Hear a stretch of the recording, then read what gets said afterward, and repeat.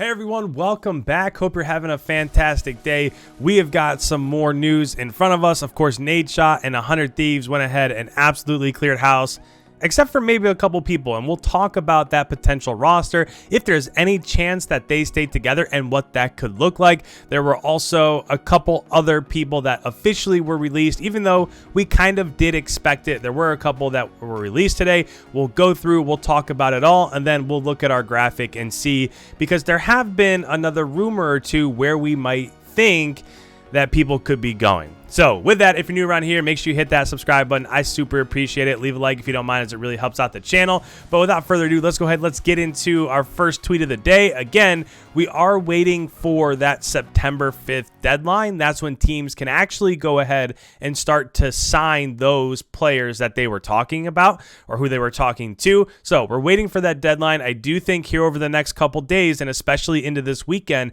I think things are going to get pretty spicy, and a lot of these speculations that we've been having, I think that they probably end up coming true.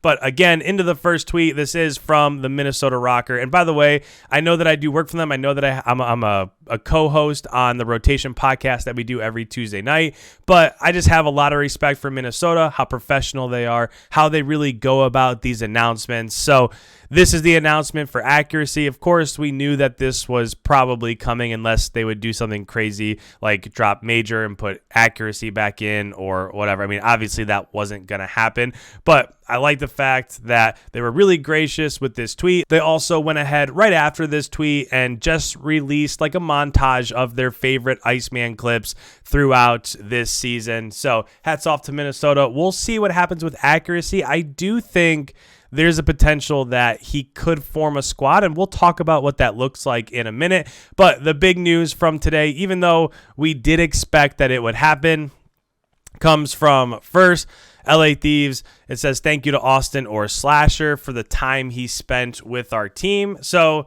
again, this for me all but clears the way for Octane to come aboard the LA Thieves. I'm not even quite sure what other option they would have in front of them. Sure, there are other veteran ARs, but if you're Nadeshot, I feel like with the past they had before, I feel like there's really only one direction that LA Thieves is going. So Slasher is officially out. We did touch that a bit yesterday, and then of course they did go ahead and just before that tweet with Slasher, they did say thank you to John, TJ, Venom for being a part of our organization during the 2021 season. We wish you all the best in your competitive careers moving forward. And when it comes to these guys, I'll be really interested in a couple of them in terms of seeing where they end up going or who they end up signing with, if they do end up signing, because again, for some of these guys, I do think that there's a future somewhere. It's just we'll have to see where exactly the pieces and the dominoes end up falling. So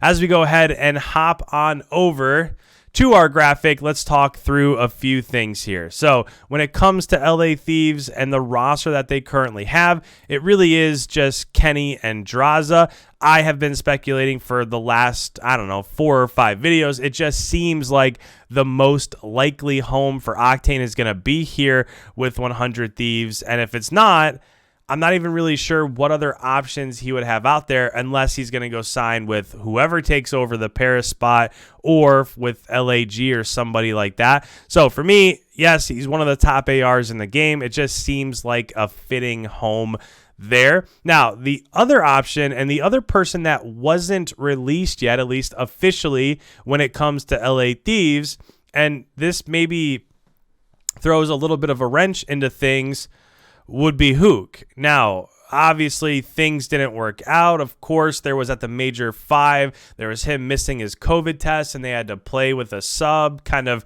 out of the blue. So I get the fact that they tried to bring Huke in, and you even heard Nadeshot say as that transition was happening that if you have a chance to bring in a generational player, you have to go out and do it, and that's what they did. And at that point in time, it just didn't end up working out. But that's not to say moving forward, when you have an entire offseason, if he has some time around that franchise, maybe they could build him into the role that they want him to fill. And if we're just talking about this in terms of a competitive standpoint, I'm not sure you're going to get anybody that's better than Huke. Now, again, if you're talking about how do they play strategically and what do they do around the map and are they always playing with the team in mind, that's a different story because I think there are a couple options that might be better than Huke in that regards. But if you have the opportunity and he's literally sitting on your roster to fill in one of potentially the top SMGs in the game, I don't know. I don't know if that's a risk you take heading into next year and thinking, well, maybe Huke can come back from that. So we'll see. My speculation at the moment is that I'm not quite sure this ends up working out. If it does, I'll be really interested to see what happens moving forward with LA Thieves. But I think the biggest question mark right now is kind of where does Envoy find himself? And I know we've talked about that in a previous video, but that's the domino that I'm waiting to fall. But let's just say, because there has been a bit of discussion about a different proposed roster here for NYSL. So let's just say Envoy's not here, because what I'm hearing, or some of the speculation that I'm seeing, is that maybe Envoy won't be in this spot for NYSL. And if he's not, then this would be a perfect landing spot for Envoy. Now, when you're talking about play styles and how well this squad fits together, I think when it comes to Flex and main AR with Kenny and with Octane, that's a top tier AR duo, right? I think that they can compete with the best of them. Maybe they're just a tiny bit behind Celium and Arcides, just because basically everybody is, and maybe behind Cammy and Insight as well from Toronto. But other than that, I'm not quite sure there's any Flex AR duo I put above a potential Octane and Kenny squad. Where that gets a little bit squirrely is just the fact that they don't really have that super fast, super aggro SMG like an Abizi, like a Kleenex, like a Shotzi, like a Hydra, like a Standy. That's what they're missing. And essentially, this LA Thieves roster would be expecting kind of the same sort of play style from Envoy that he played last year while he was on Optic. I'm not sure Draza really gives them much more from the SMG position than Scump might have while he was on Optic. Of course, they're not exactly the same player, but I still don't see that prototypical Abizi type player. So if LA Thieves is playing one of those top 4 squads that I have on this board right here, I'm not sure how that would end up going for them. But back to NYSL, there's been a ton of speculation, and I guess we'll just roll with it for now, that there's a potential that you have Clay and Crim teaming up here. And I just kind of figured that if they were looking for a fourth, that Envoy might be the best option. But you're definitely going to keep Hydra. Hydra is one of those players, especially in respawns, that can hang with those super aggro SMGs in Abizi and Kleenex. But there is some speculation out there that their fourth, other than Envoy, even though I think Envoy fits literally perfectly into that scenario, could potentially be Neptune. And if it's Neptune, now, we all have seen throughout the Black Ops Cold War season that there are points in time where Neptune looks like an absolute monster. And if you put Neptune, who is still a developing young talent, and you put him next to Hydra, and oh, by the way, you have 2 of the most veteran, best leader main ARs beside them, that could be a super talented squad, as long as the meta going into next year is 2 ARs, 2 SMGs. If you do this and your meta is 2 ARs, 2 SMGs, I think this roster could 1,000% compete, as long as things go well, right? We don't ever know, like, how would Crim get along with Neptune? How would Hydra get along with Crim? Those are the questions that will remain unanswered, of course, until we get to see them play together. But if you're just looking at this on paper, I still think that Envoy might be the better fit. But this could be a disgusting roster. There's no doubt about it. And from there, that starts to open things up a little bit. And if you're Florida, now things get a bit tricky, because one of the earlier suspected rosters that I had for Florida did involve Huke going there. But Huke and Neptune, again, would make a really good duo because you have the more aggressive SMG, the more aggro SMG and Neptune. Then you have Huke, who is one of the best just pure slaying SMGs. If they do this, if for some reason it goes something similar to this, now there's only really a couple SMGs left that you could really pair alongside Huke and really get the most out of this roster. So I'm not sure. I think this scenario right here is probably the absolute worst thing that could happen for Florida, because you have to get Envoy or you have to keep Neptune, because if you have those three pieces, then all of a sudden you can find a fourth like a Huke to fill in. But if Neptune ends up going to a place like NYSL, now you have to maybe go the Asim route. You maybe have to go towards Vivid. Of course, there are a bunch of AMs you could also lead toward. But for me, the next two best that are on this roster are probably Vivid and Asim. So if you're Florida, I don't know. I think that this is worst case scenario. You're probably hoping that the previous iteration of the rosters I had before is what ends up sticking, where we're not quite sure with Huke and you get to keep Neptune and Envoy ends up going to NYSL and maybe Huke stays with LA Thieves.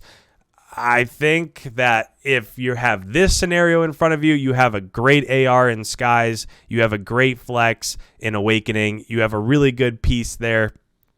When it comes to Neptune, now you're just missing that fourth. And at this point in time, that fourth for NYSL is much easier to fill, right? Now, if you want to bring in one of these two to pair up alongside Neptune, you have the SMG that's going to be super aggressive and be that route man and open up the map for his teammates behind him.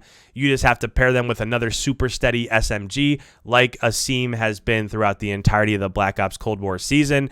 The only thing moving on from here, I did want to touch on the accuracy point. So at this point, there's really not too many main AR spots open, right? At least if you're looking at what I have and right behind my camera here, when it comes to Seattle, I think Paul X and Mac probably end up going there. Now, the SMGs that they end up pairing up with, that might be a little bit of a different story, but I feel like those AR positions are probably taken. And then when it comes to LAG, they are still missing one there. But think about some of the names that are out there, and one that we haven't even touched on in a couple days that just got released is Slasher.